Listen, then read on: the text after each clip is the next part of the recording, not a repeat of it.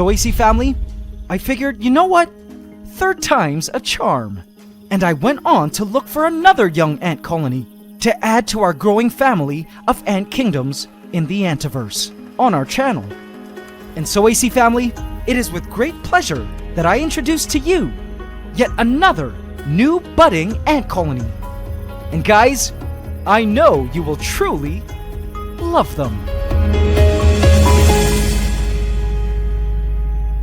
Please subscribe to my channel and hit the bell icon. Welcome to the AC family. Enjoy. AC family, meet our new colony of golden ants.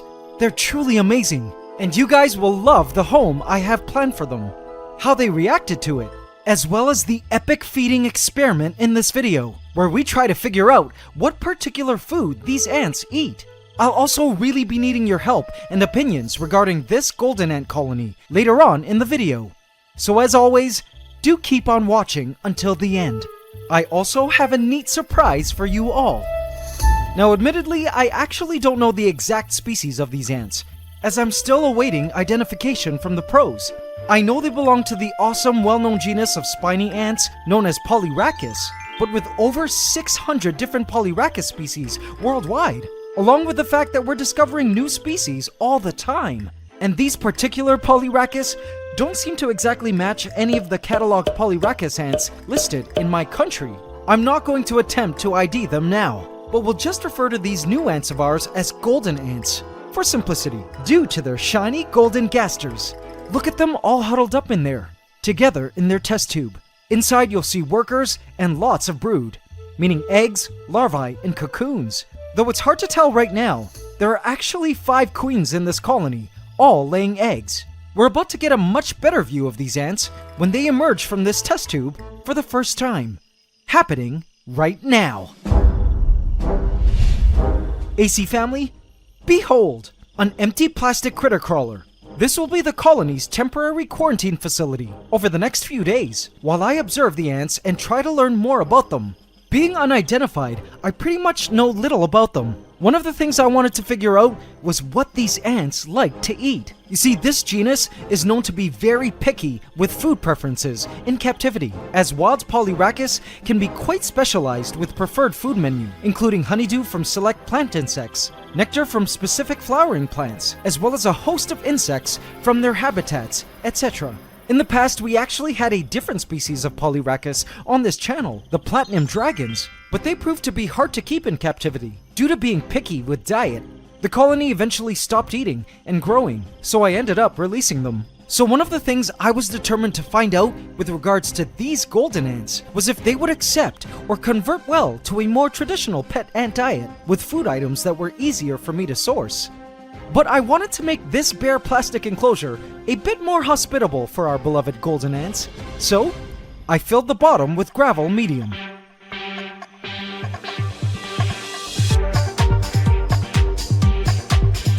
I then added a few wooden sticks,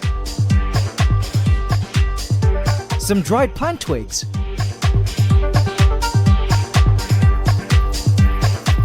and voila! Our simple quarantine living space was complete and ready to host our new golden ant colony. What do you think of it? Do you think they'll like it? I sure hope so. It had a ton of neat natural looking places for the ants to explore and climb. I added water to the gravel layer for humidity. Next, before moving the ants in, I wanted to try adding this, some sweet chili, which is always my preferred go-to ant offering, as most ant species love the stuff. As many of you already know, my pet ant colonies love it, wild ant colonies love it, and my hope was that our golden ants would love it too. Let's place it right here. There we go. Man, even my mouth was watering just looking at that sweet jelly. And now all was complete. I carefully placed the colony in. I was so excited to see them have their first taste of freedom from this tube. But my idea was to still allow the colony to use this test tube as their nest, if they so chose. But if they did decide to move out and into the soil, or create a nest in and around the wood or twigs, then that was okay too. I just didn't want to pressure them to move out if they saw the test tube as home. What I was more interested in, first and foremost, was if they would accept this sweet jelly cup If so, it would mean this jelly could be their main carb staple diet, which would be ideal because it's what my other ants love, and I have so much of it already stocked. The ants were clearly eager to be let out. Check out those workers trying to pull at the cotton. When a young ant colony is pulling at the cotton like this, it's a sure sign they're ready to be let out, so they could start hunting for food. So AC family, let's make our new golden ants happy, shall we? It's time to release the ants into their new home. I slowly but carefully pulled at the cotton. And then, freedom! Ants crawled out, fell out, and even some brood got stuck to the cotton. I wasn't worried though because I knew the workers would take them to safety shortly. I didn't want to completely remove the cotton though, so the interior of the test tube could remain humid with minimal air movement, just as they like it. The bulk of the colony within the test tube remained calm as air. But as for the ants that were outside the test tube, they were already busy exploring. Check out this ant on our jelly cup, but it didn't seem interested in having a taste. Perhaps it was just still dazed by the new living space and outside world. More and more ants were out exploring. It was important that the ants didn't come rushing out all at once, because they needed the majority of the colony to remain at home to care for and protect the brood and queens.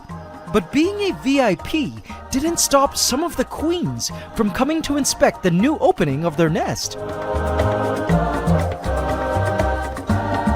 While the brave workers outside the nest were determined to map out the new territories.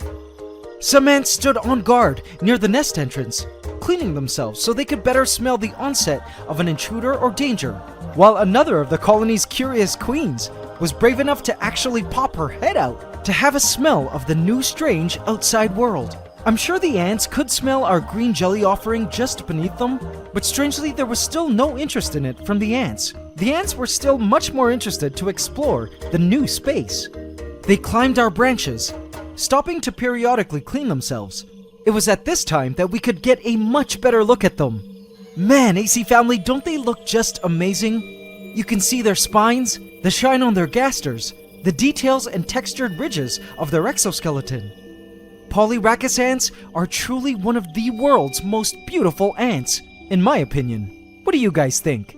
The ants continued to explore the varied terrain, winding through our forest of woods and twigs. I think the ants just really wanted to get a better feel at this time of what their new environment was like, before switching up their objectives to food collection. It was evident by these guards standing in threat position, ready to attack with acid spray at any moment, that security was another top priority on their minds at this time.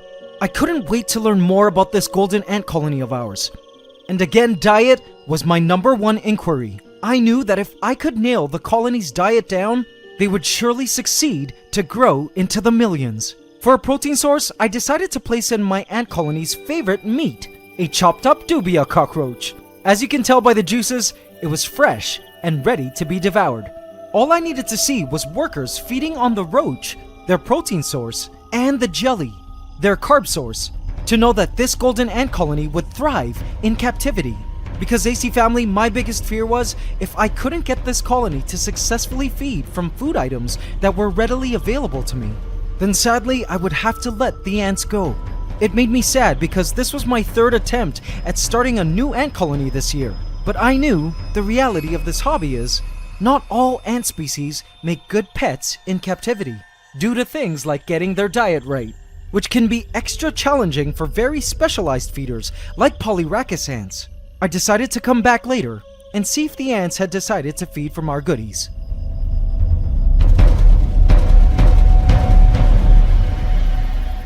An hour later, I checked up on the ants.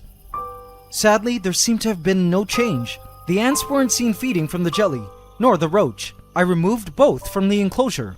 We had to try again. I was determined not to give up. Now guys, what I did see in their enclosure the next day was pretty shocking. Have a look. The ants had established a garbage site in their test tube. It looks like there were mostly cocoon casings, and perhaps a dead body in there. But what struck me as most amazing was this. Check it out, AC family. Notice what looks like a carpet of brown mold throughout the test tube? Well, that's not mold. It's actually ant silk. Yup, Turns out not only spiders build webs. AC family, I forgot to mention that Polyrhachis ants are also a type of weaver ant, in that they use silk produced by their larvae to help construct nests from leaves, debris, and/or mud up in the trees, in crevices, or within soil, depending on species. Our golden ants here have been quite busy overnight, slinging their silken mats onto the glass of their test tube. Perhaps my camera lights the night before caused them to decide to do this. They also made a pretty cool opening at their nest entrance, manned by guards of course, and another here on the roof to keep watch. But all of this was a bit concerning, guys. With the golden ants having expended a lot of silk overnight, creating these webbed walls, I knew the colony was likely starving for protein. You see, it takes a lot of protein for the larvae to spin their silk, an important building material in the lives of Polyrhachis ants. And so, AC family, after thinking about it for a long time, and deciding on the best food to try out next in this golden ant diet experiment, I came up with the best idea, which in my mind, I felt our new beloved golden ants would not be able to resist. This was going to be epic, guys. AC family, behold my next choices for food offerings to our beloved golden ants.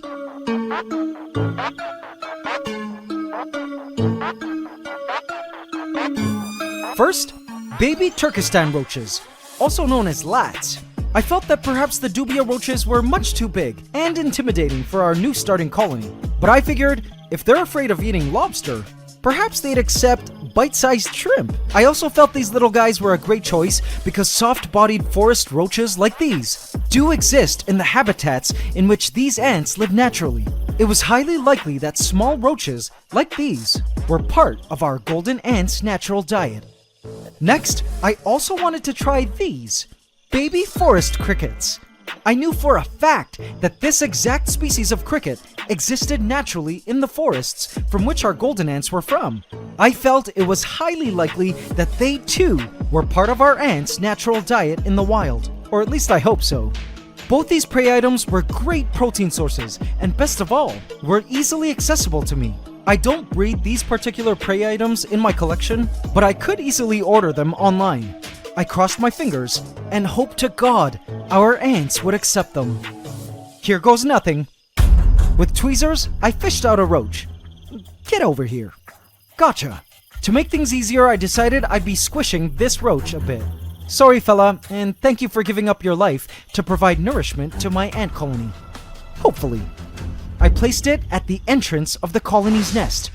Immediately, the guards were alarmed. They smelled the roach. And taken. Yes, accepted. AC family, they like it. The ant dragged the roach into the nest to show the rest of the colony its well-needed catch. The surrounding ants celebrated and took tastes of the fresh roach juices oozing from its body. I was so happy. Oh man, they even ripped off its leg. Okay girls, so savage. It was official. The ants loved these baby Turkestan roaches. Noted. But would they also like the baby crickets? Let's try. I carefully offered one to a guard that was standing at the entrance. It smelled the cricket, but I had troubles trying to get the ant to bite it. I think it was more preoccupied with attacking my tweezers. The cricket got caught in the cotton fibers, so I left it there. And watch what happened, AC family. While the guard was busy trying to kill my tweezers, an ant came up from behind and was like, I'll take that, thank you very much. And she yoinked the cricket, taking it into the nest. Awesome, and so funny. The ants within the nest proceeded to devour the cricket, cum gusto. So happy about that. I decided to offer another roach. And success. This one struggled a bit. Oops, I think I didn't squish it enough. My bad. The ants were effective at keeping it seized. Suddenly though, bam! The roach managed to get away from the ant's clutches for a moment. But a little acid spray and strong mandibles got the roach back under control. The ants feasted upon it in a festivity of ant joy and culinary celebration. I continued to feed the colony more squished crickets, which they relished. And baby roaches. I left these food gifts at the entrance, and the ants happily accepted them, lapping up the juices that oozed from their bodies. before dragging them into the nest for further consumption. The ants had a voracious appetite, eating everything I gave them. I wanted to see how much they would eat at a time. It was clear the ants really needed the protein right now. And guys, you want to see the most beautiful thing ever? A few hours later, after the feast, I later caught sight of this. Look! A worker was holding up a fattened larva to spin more silk. They were fortifying the silk wall and had a big patch they still needed to fill up with silk. My guess was the larvae had run out of protein to produce the silk, but now that the ants had an abundance of it from our food offerings, they could finally patch up the remaining hole. How cool is that, right guys? Well into the night, the ants were eager to accept whatever I left at their nest opening. It was all just an amazing experience to watch them feed, and super gratifying to know they were getting the nourishment they needed. The next day, I noticed the ants were carrying newly laid batches of eggs. Again, likely a result from the protein surplus the day before. The walls were also looking mighty thick and would soon probably be visually impenetrable. Overall, I was just so happy we had at least found food items that were easy for me to get that the ants loved. In terms of a sugar source, I tried honey, which they rejected. But I find the ants will be able to get the carbs they need for now from the roaches and crickets themselves, as I'll be feeding the roaches fruits and grains, and the ants eat whatever is in the prey's gut. I believe at this stage, what was more important was a steady and reliable protein source for the colony, until the colony got bigger in size. Now AC family, at the start of this video, I told you I'd be needing your help. And as you may know, we always name our pet ant colonies on this channel. So now I ask you all, what should we name this very awesome and unique colony of golden ants? Leave your name suggestions in the comments, and your AC Senate and I will choose our top 5 favorites for all of us to vote on in a future video. I had high hopes for this new colony of golden ants, and though I may have had some challenges in the past, it was yet another lesson to me to always keep trying and never give up until you succeed. Perseverance and persistence pays off, which I'm sure all ants already naturally know. I truly hope this colony grows into a massive ant kingdom like our other ant colonies, because I feel a huge colony of Polyrhachis ants would not only be totally darn cool, but would also be a total dream come true for me as an ant keeper. I'll be keeping these ants in this quarantine enclosure until I feel I've learned enough about them, so I could move them into an appropriately designed, larger, and more lushly decorated bioactive tank. I can't wait for what's ahead for this ant colony.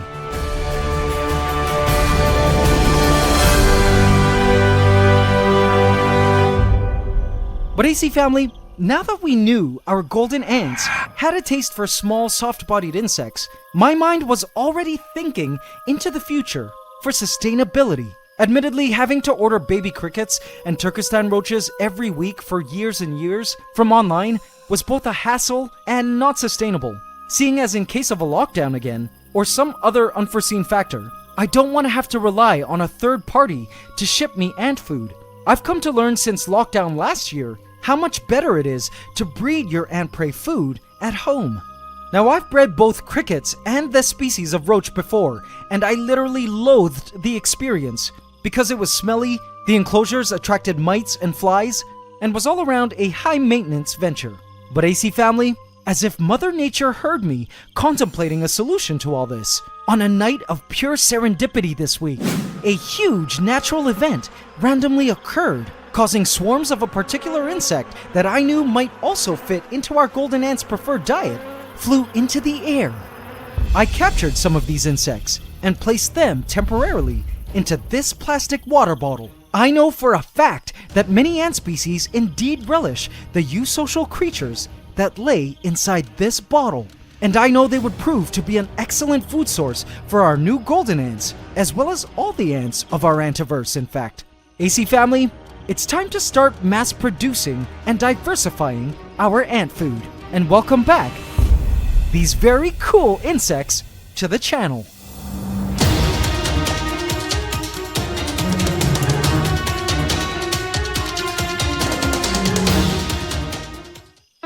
AC family, did you enjoy today's episode? I just love these new golden ants of ours. And I can't wait to show you what's inside this mystery water bottle. I think you guys can read my mind, right? You won't want to miss next week's episode, so if you haven't yet, do smash that subscribe button and bell icon now, and hit all, so you get notified at every upload. Also, don't forget to hit the like button every single time, including now. It would really mean a lot to me, guys. Thank you. AC in our colony, I have left a hidden cookie for you here, if you would like to watch a sneak peek at what lays in this bottle to be shown in next week's video. Go check them out. And guys, did you know that it's anting season in the Northern Hemisphere? And you don't even need to leave your home to start an ant colony. You can catch pregnant queen ants from the safety of your own backyard, balcony, or open window starting this month.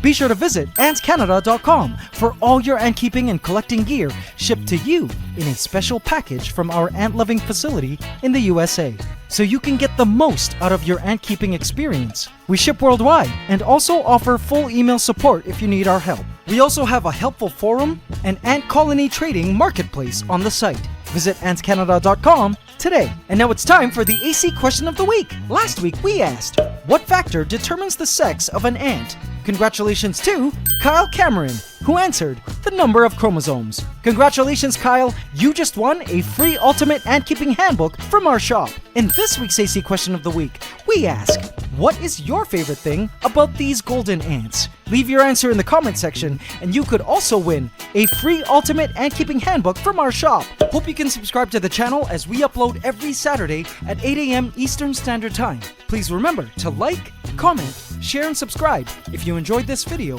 to help us keep making more. It's Ant Love forever.